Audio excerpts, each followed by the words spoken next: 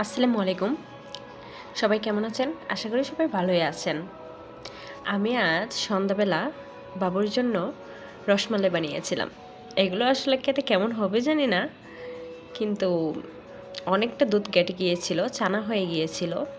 সেই ছানাটা ফেলে দিব, তাই ভাবলাম এরকম সুজি আর গরুর দুধ কিছুটা মিশিয়ে সুন্দর করে একটা ডো তৈরি করে এরকম গোল গোল করে গরুর দুধের সাথে আরও কিছুটা পাউডার দুধ মিশিয়ে এভাবে রসমালাইয়ের মতো করে বানিয়ে নিয়েছি।